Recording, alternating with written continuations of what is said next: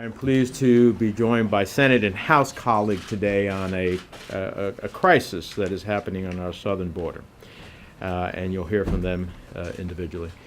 We're here today to address a humanitarian and refugee crisis in America, a crisis on our southern border and in Central America, threatening tens of thousands of families and thousands of children, and it's simply unacceptable. Unacceptable here in America, unacceptable in our hemisphere. Let me be very clear. From my perspective, this is not an immigration crisis. It is a humanitarian and refugee crisis. It's being caused in large measure by thousands in Central America who believe that it is better to run for their lives and risk dying than to stay and die for certain. Data from the Department of Department of Homeland Security this morning shows that there have been over 2,000 children ages 8 and under crossing the border since October, including even unaccompanied infants. We're seeing unprecedented violence, unprecedented suffering, unprecedented abuse. This is much more than an immigration issue. It's a refugee issue, as we have seen in other parts of the world, and we have to do something to stop it. It won't be easy. There are no easy answers and no easy fixes. For one, believe we should muster all the outrage we can to come up with both a short-term fix and a long-term solution, and come up with a strategy that does the following.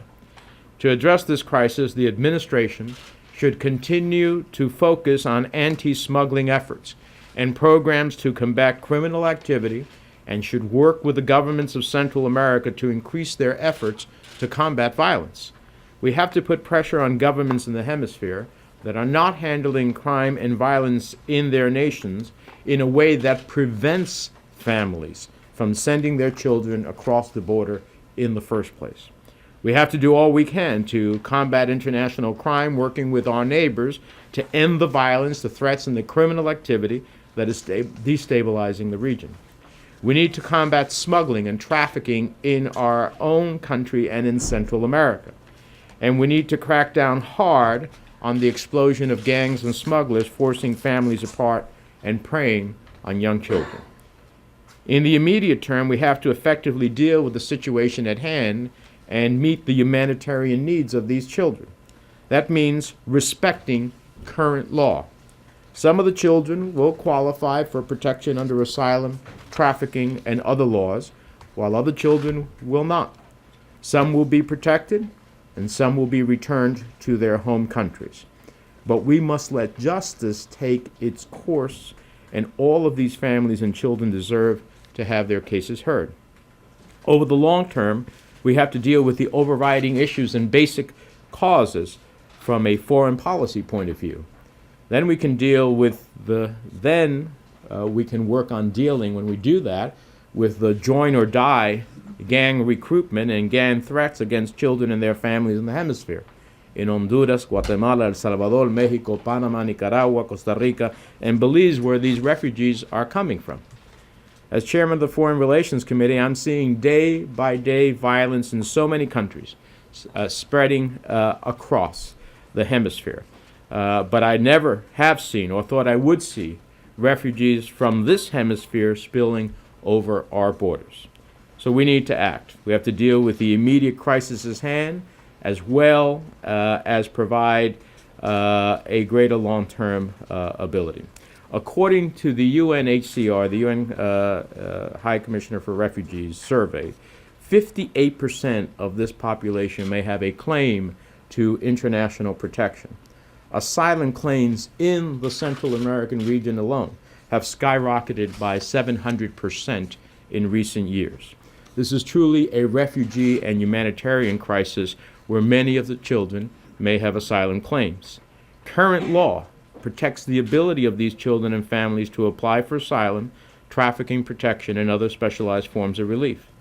And while not every child will have a valid claim, it's critically important that every child be given the chance to have due process so that we don't inadvertently return them to violence. There are better ways to deal with this population as well, and through long-term detention or expedited proceedings that don't reflect due process. I'd like the administration to explore the use of alternatives to detention for families that we want to monitor and ensure showing up at court proceedings. It's far more humane and less costly to release a mother with an ankle bracelet than to detain her with her children for long periods of time. While the short-term needs are very pressing, I also hope we don't ignore the long-term importance of shoring up regional security in Central America. Congress should increase funds for CARSI to assist with narcotics interdiction, institutional capacity building, and violence prevention. State and USAID must develop a longer-term strategy that includes increased development budgets to support sustainable growth. And the Millennium Challenge Corporation should accelerate engagement in the region. I also think the State Department should designate a high-level coordinator and establish an office to be the focal point for policy formulation and response to humanitarian concerns facing children escaping this region.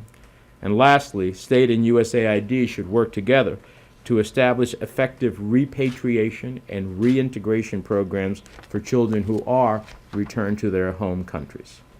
Let me finally say there are no easy answers, but one that I truly believe would be helpful to this is one, which is a long-term answer but has a short-term opportunity to become a reality, is immigration reform, and convincing our Republican colleagues in the House that if they continue to obstruct the Senate bill and do nothing, there will be continuing to be a reality of trouble on our borders, and the refugee problem will only get worse.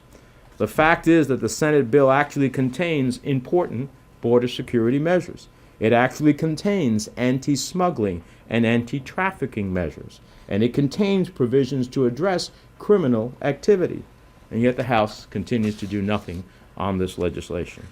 The bottom line is that we have to attack this problem from an immigration perspective, a foreign policy perspective, a humanitarian perspective, a criminal perspective, and a national security perspective. And we need to do all we can to stabilize the situation in Central America and stem the flow of refugees to our borders, a tragedy that is simply unacceptable. And I hope that we can, in essence, do that as we face this refugee humanitarian crisis now of children. One final point. We're going to spend, the administration requested $130 million down from what it was for CARSI, the Central American Regional Security Initiative, that would help, I believe, create the foundations of stemming the flow, the violence that creates the flow of refugees. Yet we're going to, we see them seek $2.2 billion to deal with this challenge. Is it not smarter to make an investment to ensure that we don't have the causes that send the tide of refugee children to our borders?